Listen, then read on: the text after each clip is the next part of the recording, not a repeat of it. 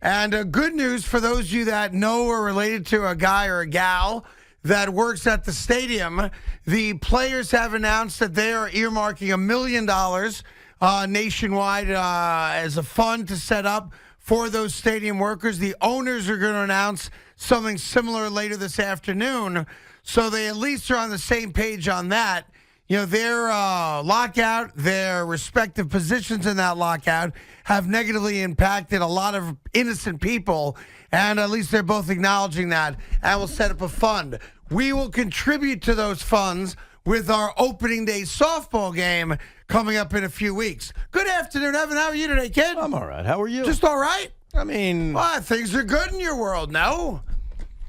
You know... Are things good in your world? Here's what I'm so confused about. You work about. with me every day? We got empanadas coming in here? No. I'm deeply confused. Yeah, I'm in a good mood. I think I understand where the Nets stand in the world. I don't bring up basketball. No, you did, though. No, I don't push talking about them that much. Yeah. Okay? And yet, you know I'm not happy because of last night. What happened last night? So instead of just going with, oh, you're okay, let's move on, you goat me. You don't want to talk about the Nets. I don't want to talk about the Nets, so don't goat me. Just say, I didn't bring the Nets up. You did by saying, really? What happened last night? Did I miss something? You know, what happened last night? A decrepit Miami team that was banged up. No Jimmy Butler. Yeah. No Kyle Lowry. Yeah. They were able to come back on the Nets. Tyler Hero's a god. Bam Adebayo can't be stopped. Oh, they played last night? Kevin Durant had a 3 rattle out. Seth Curry missed an open look. I had no idea. And the Nets lost. I don't want to talk about it. Yeah. You don't want to talk about it. Correct. The audience doesn't want to hear it. So I'll ask you again. Yeah, go ahead. When you ask me at the beginning of a show how I'm doing, don't goat me. I didn't realize that the Nets even played last night. Stop I'm so sorry to hear that they lost. This is a text from Craig Carton last night. After the game, give me a call. Those damn text messages. Damn it. That's right. I did text you. I did text And you know what makes it worse? He texted me that after the game. The game was over, and he's saying, after the game, text him or call me. Durant, Curry missed those threes. Gotta go. Let me text Evan. Talk to me after the game. Woo! Thought you weren't watching. I was not watching. Sonny might have been watching, and I might have been looking over his shoulder, though. That's possible. I hate sports. You know, there's a crazy story out there today that I'm trying to figure how we would react to it if it happened to one of our teams. So, the Cincinnati Bengals are in the locker room at halftime. Very close game. Super Bowl. Second half's going to decide who goes home a champion, right? Mm-hmm. Extended halftime, of course, because of the halftime show and all that. And we all saw it, right? You had the talented Evan McPherson, who's like a god now for kickers. Like, he's money good. More, 12 plus 50-yard kicks this year. Didn't miss a kick in the postseason. 5-game winners. He's like the guy, right? So it's an extended halftime, and he comes out of the locker room, sits on the bench, and he watches the halftime show. Mm-hmm. And it's a legendary halftime show. Now, Snoop Dogg, Eminem, Dre, the whole bit, right? And apparently, that pissed the Bengals off. So much so that here we are now, a month and a half after the Super Bowl, a Super Bowl that he had no real impact on. He didn't miss a kick to lose the game, right? Right. And the Bengals are still ticked off about it, so much so that at the Combine, I guess their special teams coach said, I got to be honest, it's still rubbing us the wrong way. Yeah. Now, he wasn't the only Bengal. Apparently, the long snapper was out there also, but he made sure not to be, easily recognized. He wasn't caught on camera because nobody knows who he is. Also possible. That's right. So I'm saying to myself, would we go after the kid like that? If you were a Jet fan or a Giant fan, and one of our players in a losing effort came out of the locker room early and was by himself, essentially, watching the halftime show, would we rake that guy over the coals? I was thinking about this because I read this story this morning and I was very surprised. Because from afar, Evan McPherson has done nothing wrong. He kicked them into the Super Bowl. He is very a vital reason to how they even got there. And I think most of us felt on that final Bengal drive hey, if Joe Burrow can get them another 30 or 40 yards, Evan McPherson's going to kick a field goal, and we are going to go to overtime. I'm with you 100%. We were all supremely confident. Yep. So I think back, and I know it's not the same, but I was trying to think about how I would feel if this happened in New York. And I thought about the boat incident with Victor Cruz and Odell Beckham Jr. and the Giants. And I remember saying at the time that week, this story will be dictated by how the Giants do against the Packers. Yeah, it was. If the Giants lose, we will remember this game as the boat game, and we do. And we'll blame them for it, too. 100%. Yeah. If they win, if Odell has a great performance, we will look at that boat trip and say, it relaxed them. Yeah. It was great. It was fantastic. Evan McPherson did nothing wrong. So if Evan McPherson missed a game-tying field goal, yes, we'd crush him. Yeah, 100%. I can't believe that they're still upset about it. Like, but nothing first happened off, with he's him, a Craig. kicker. Secondly, he didn't get on the field and miss a kick in the waning seconds of the Super Bowl. And he basically, not single-handedly, of course, but the guy had ice in his veins in the postseason and won every game for you. That's why I don't believe Bengal fans are even annoyed at I him. don't think they are either, but I couldn't believe that, a coach of the team would actually come out and say, listen, we're still steaming about it. We haven't gotten over it just yet. It's a sore subject. Yeah, like, what's sore about it? He's in the locker room. He's not a part of any meetings in the locker room unless you're contemplating an onside kick, at some point in the game. Or, tell us which hash mark you want to be on if it comes down to that, right? Mm-hmm. And after like 10 or 15 minutes, the halftime show is going to start. It's a legendary show. Right. And he's a big fan. He's never going to get that chance again in his life to watch that show. So he comes out.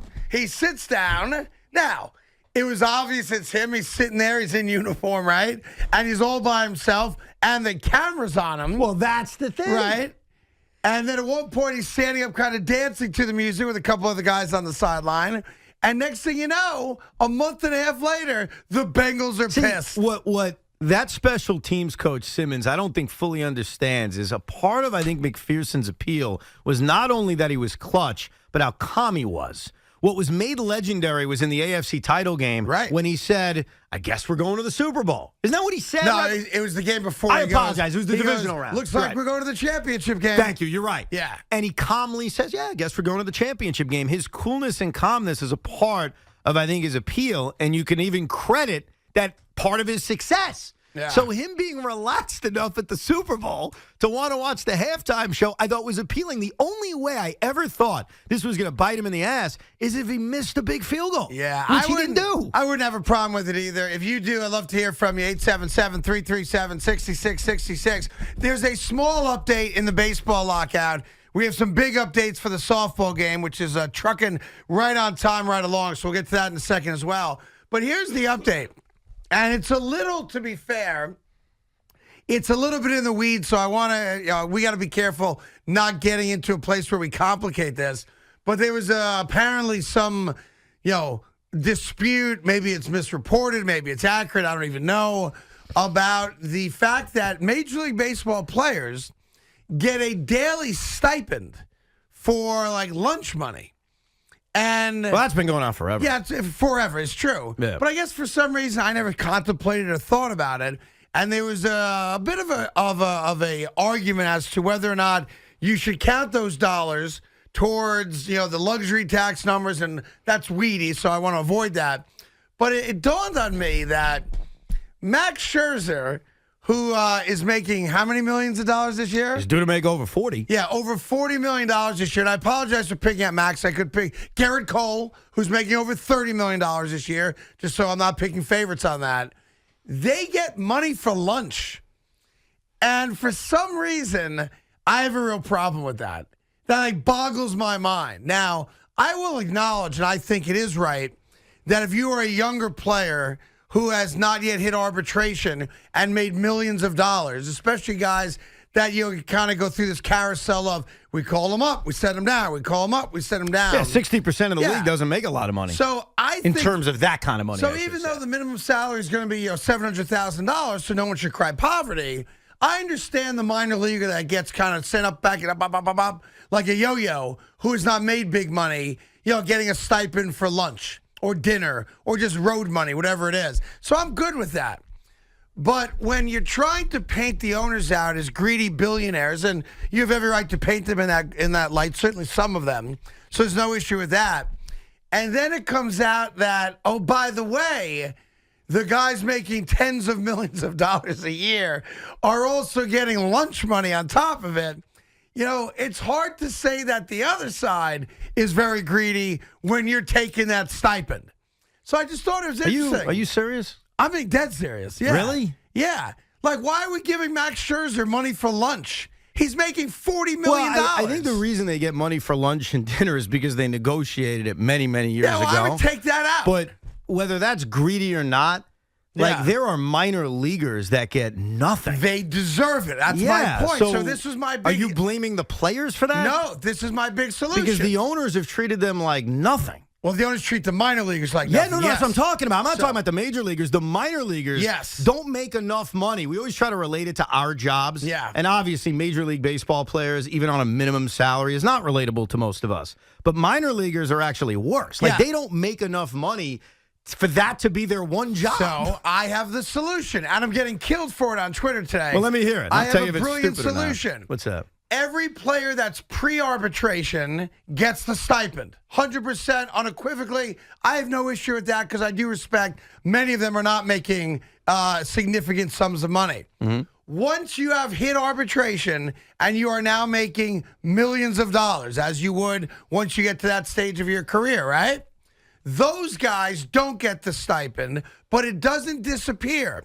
The money that was earmarked for those guys goes to the minor leaguers. Why don't the owners just give the minor leaguers money? Hold on. Before you give me a new solution, it's not a new solution. Let's react to my genius solution. I mean, you came up with a new answer. Just pay the minor leaguers more. Yeah, well, the owners have lots of money to pay the minor leaguers. You didn't respond to my brilliance. How is that brilliant? And here's the problem. Max Scherzer doesn't need lunch money, but Cody Decker does. Correct.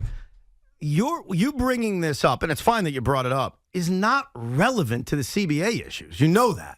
No, I'm just pointing out why neither side's like it. Oh, no, I get that. Yeah. Like, to me, and I'll explain this very simply if you don't get it, because to me, this is major, and I think you missed it. And that's okay. Hey, what did I miss? Because you still have not responded to my great idea. It's like, whatever. The owners should just pay the minor leaguers. Okay, but that's not a response to my idea. I don't care that Max Scherzer's getting $100 a day. Like, what's the difference? I think it's obnoxious. The problem is 4 owners did not even want to offer the players a luxury tax threshold of $220 million. And here's my problem. 3 of those 4 owners that didn't want to make that offer are guys who voted against Steve Cohen. Okay. This is a problem. Yeah. The owners didn't want, or some of the owners didn't want Steve Cohen to begin with. They're threatened by Steve Cohen, and those same guys, and I give Manfred credit. Well, oh, my God, yes. What? Rob Manfred told those 4 owners, guys, we have to at least make the 220 offer. I mean, what, are you guys nuts? But there are 4 owners that weren't even willing to make that offer. Yeah. And coincidentally, they're the same guys that tried to block Steve Cohen from buying the Mets. The issue right now are these owners, some of which are small market. One of them is just a giant hypocrite named Artie Moreno, who should just, go away, Artie. You spend a fortune, your team sucks. You're an embarrassment to baseball. Yeah. And oh, by the way, you voted against Steve Cohen. Why's that? Why'd you vote against Steve Cohen? He also stole Noah Syndergaard away from Steve Cohen. I thought it has nothing to do with it. On a private jet. So I for get $18 million. I get it. Well, yeah, I'm sure that why would a whatever? Yeah. I'm over it, bro, because I got Scherzer. Okay. I totally get it. Like on a relatable level, why does a guy making $40 million need a stipend of $100 a day? I'm just saying, but isn't my idea brilliant? No, the best idea is just pay the minor leaguers. But that's not even an issue in the CBA. Idea. Well, let's see. But it solves the same purpose. At a time. So I have my idea. You countered with your idea. Yeah, I'm taking. But you didn't respond to my idea. I don't care about Max Scherzer's stipend. If you want to take it away from him, fine. I'm taking away Scherzer's stipend. But then the billionaire owners. I'm giving it to a minor leaguer. And what are the owners do? Are they giving anything? The owners are the one that are paying it. Yeah, but they shouldn't throw any more money to the minor leaguers? They should. Okay, that's fine. But I want to be clear. I'm not getting rid of the owner's responsibility to write a check. Plus, here's the other thing. I'm saying I'm just redirecting where the money goes. Here's the other thing. To those who need it. Here's the other thing. Whether you took advantage of it or not. By the way, you don't appreciate the genius sometimes. Well, I think you're sort of hypocritical. You don't appreciate this is like the type of stuff you get Pulitzer Prize awards for. And what's the other big award? You know the one. Nobel Peace Prize? Bang. Yeah. I get like, this is like Nobel type stuff. Craig, I thought yesterday you made a lot of progress of somehow digging yourself out of the owner's ass. And then there are moments where you climb back in. I don't think so. And so I don't see that. I'd like to have a shovel. I'd like to tell the audience something. Sorry, I'm just going to tell them whether you took advantage of it or not. When you made millions of dollars here, you were given a food stipend too, and we would go away. No, I was not. Yes, we were. I had a you food didn't take stipend? advantage of it because I knew you wouldn't. But yes. What are you Because talking there about? are jobs in society where even when you make a lot of money, a food stipend? Yes. Here? Yes. I never once got a food stipend, nor do I get reimbursed for travel expenses. Well, that's on you, bro. What kind of stipend did we? They owe me money. Not a lot. Not a lot, bro. I will By tell the you way, that. just for the record, when we used to go to Super Bowls, I had to pay my own way. Hotel room, airfare, the whole bit. Yeah. They owe me money. Thank you for bringing that up. I had a feeling you didn't take advantage of it. Yeah. Now that you mention, I vaguely remember Boomer filling out a form to reimburse him for a hotel and room. Boomer was making plenty of money, right? More than I was making. Here's the bottom line. As Son much of a money. bitch. Wait a minute. You're telling me that I could have been reimbursed for my hotel stay at Super Bowls? Yes. Somebody owes me some money then. Because I remember writing that check. I remember my American Express card going, are you really in San Diego? Yes, I am. That's why a part of me, as I was saying this, kind of realized you didn't take advantage of it and you aren't a complete hypocrite. You probably were just so, God knows what, not thinking about it. I had no idea until you say it right now. Yeah. Oh, that pisses me right off. That really does. I still think they should give the money to the minor leaguers. We got lots to do today. 877-337-6666. So you're telling me that you would fill out a form and they would reimburse you for and then meals on the road? So here's what would happen, This is Craig. Unbelievable. I would fill out the form, and then I would get it sent back to me by Chernoff saying, you went over the limit, and you weren't allowed to put a beer on it, Evan. What are you doing? Ugh. So it would turn into like a fight. Really? Yes. And I then can't believe I missed out on that. And then I would give up and basically get very little money back. The only time in my entire career I ever got a stipend was when I worked in Philadelphia, and I traveled with and covered the Philadelphia Eagles as a beat reporter. Right. And, they sent you out, you're in Seattle for the Seahawks game, right? Right. That you could get your money back for the hotel. I wasn't making much money anyway. And I'll never forget that the late Tom Bigby was the program director there, gave me the do's and don'ts of expensing things. And there was only one don't. What's that? And that was porn in the hotel room. You can't do and that. I'll never forget, we actually had a conversation about the company will not buy you porn. That's funny. If you want to get Sleepless in Seattle, we're good. If you want to get Debbie Does Dallas, we ain't good. But not porn? Yeah, no porn. Unbelievable. There was there's a crackdown on porn or something. It's funny. So real quick, because I thought this was interesting when I was reading about it. The players had a bad CBA 5 years ago. That's what they claim. It wasn't a good CBA. And a part of why they struggled in the CBA is that so many players were drawn in by, we're getting more food, we're getting more luxurious travel, we're staying in this kind of hotel. And other players looking back on it are like, why did we agree to that? Who cares? Like, we needed to fight for more important things. So sometimes, even when you're making a ton of money, right, you get drawn in by the, luxurious hotels in Baltimore? Sign that CBA. I guess. 877-337-6666. Promise all your calls. We'll give you an update on the WFAN Saves opening day softball game. Lots of progress made there, so we're excited about that.